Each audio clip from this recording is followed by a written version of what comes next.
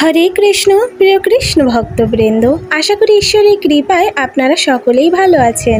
আজও আমি আপনাদের মাঝে উপস্থিত হয়েছি আরও নতুন কিছু তথ্য আপনাদের শ্রবণ করানোর উদ্দেশ্যে। তো আসুন শ্রবণ করা যাক। রাধে রাধে।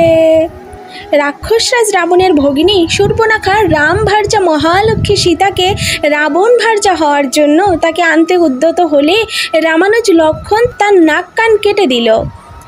প্রতিহিংসায় ক্রোধিত হয়ে শূর্পণখা ভ্রাতা রাবণের কাছে নালিশ করল এবং সীতার অপূর্ব সৌন্দর্যের কথা ব্যক্ত করে তাকে সীতা বিবাহ করার মাধ্যমে এই প্রতিশোধ নিতে প্ররোচিত করার জন্য তারকা রাক্ষসীর পুত্র মায়াবী মরিচের কাছে গেল। রাবণ মরিচকে বলল, সীতাকে প্রলোভিত করার জন্য তুমি মায়া বলে রজতবিন্দু সমূহে চিত্রিত স্বর্ণমৃগ হয়ে অর্থাৎ স্বর্ণবর্ণ হরিণ হয়ে রামের আশ্রমে গিয়ে জনক দহিতা সীতার সম্মুখে বিচরণ করো। তুমি স্বর্ণমৃগ হয়ে বিচরণ করতে থাকলে রাম ভার্যা জনক নন্দিনী সীতা তোমাকে দেখে বিস্মিত হয়ে তৎক্ষণাৎ রামকে এই মৃগ আনয়ন করো এ কথা বলবে। এরপর রাম তোমাকে ধরতে আশ্রম হতে বহির্গত হলে তুমি বহু দূরে গিয়ে হা সীতা হা লক্ষণ এরূপ বাক্য উচ্চারণ পূর্বক আর্তনাদ করবে। সীতা তা শুনে সুমিত্রানন্দন লক্ষণকে রামের নিকট পাঠাবে। লক্ষণ সৌভাত্রবশত রামের অনুগামী হবে। এভাবে রাম ও লক্ষণ আশ্রম ত্যাগ করলে আমি বিদেহরাজ নন্দিনী সীতাকে অনায়াসে অপহরণ করব। মহামুনি বাল্মীকি রচিত পরমেশ্বর ভগবান শ্রী রামচন্দ্রের দিব্য লীলা সম্মানিত গ্রন্থ রামায়ণ এর অন্যতম একটি অধ্যায় রাবণ কর্তৃক দেবী সীতা অপহরণ। নির্বিশেষবাদী ও নাস্তিকদের ধারণা শ্রী রামচন্দ্র তার পত্নী সীতা দেবীকে রাবণের হাত থেকে সুরক্ষা দিতে পারেনি, তাই তিনি ভগবান হতেই পারেন না। পরমেশ্বর ভগবান সম্বন্ধে যথাযথ ধারণার অপূর্ণতার কারণেই তার সম্বন্ধে কেউ এমন মন্তব্য করতে পারে। প্রকৃতপক্ষে রামচন্দ্র সীতা দেবীকে সুরক্ষা দিতে পারেননি, এর পরিবর্তে বলা উচিত তিনি সুরক্ষা দেননি। কেন সুরক্ষা দেননি তাই এই ভিডিওতে আজ আলোচনা করব। তো চলুন। পূর্বে বহুবার বলা হয়েছে যে ভগবান এই জগতে বিভিন্ন লীলা করেন তার ভক্তের আনন্দ বিধান ও জীবন শিক্ষার নিমিত্তে, এবং কোন লীলা থেকে কী শিক্ষা তা কেবল তার ভক্তরাই উপলব্ধি করতে পারেন।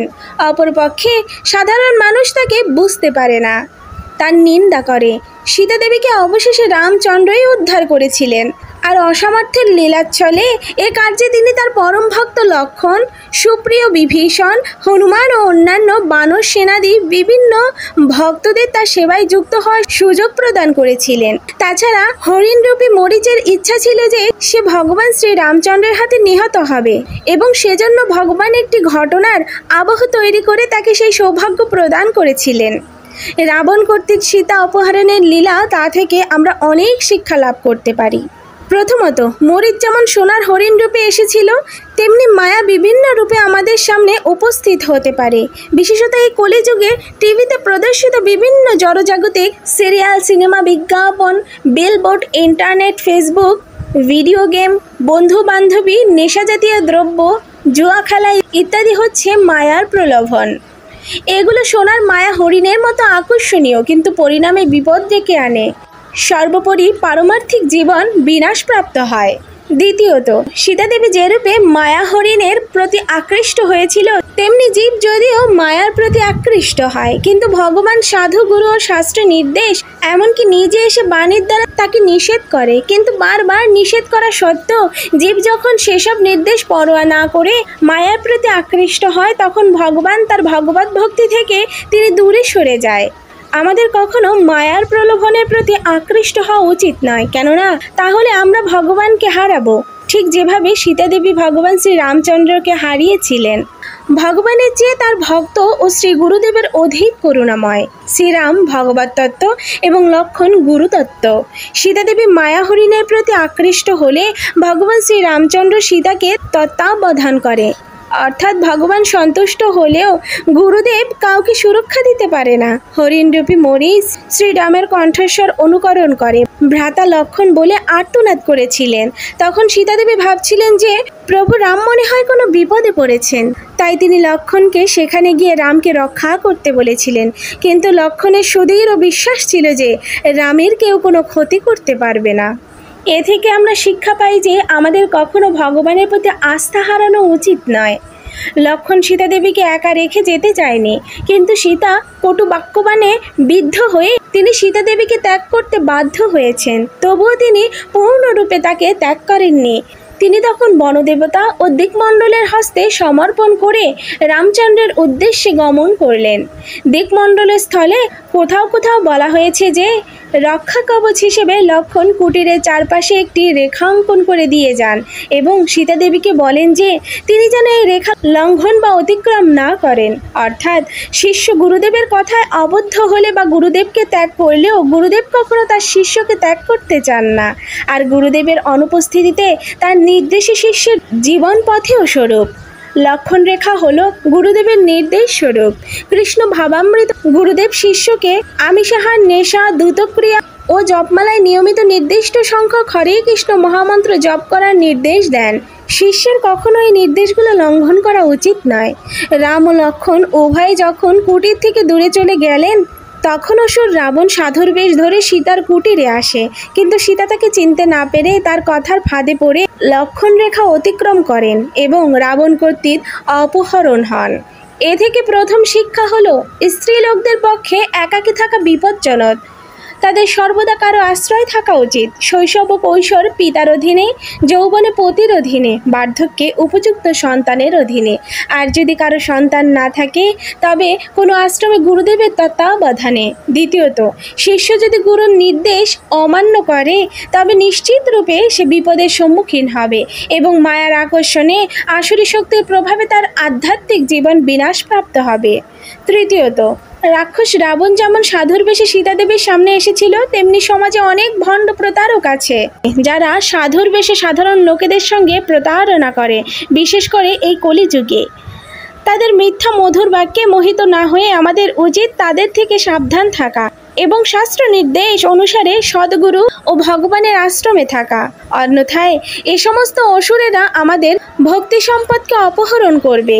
আবার রাবণ যখন সীতা দেবীকে আকাশমার্গে নিয়ে যাচ্ছিলেন, তখন তিনি আকুলভাবে প্রভু রাম ও লক্ষ্মণকে স্মরণ করছিলেন এবং এক এক করে তার সমস্ত অলংকার ফেলে দিচ্ছিলেন, যেন সেগুলো দেখে সহজে বোঝা যায় যে তিনি কোন পথে গিয়েছেন।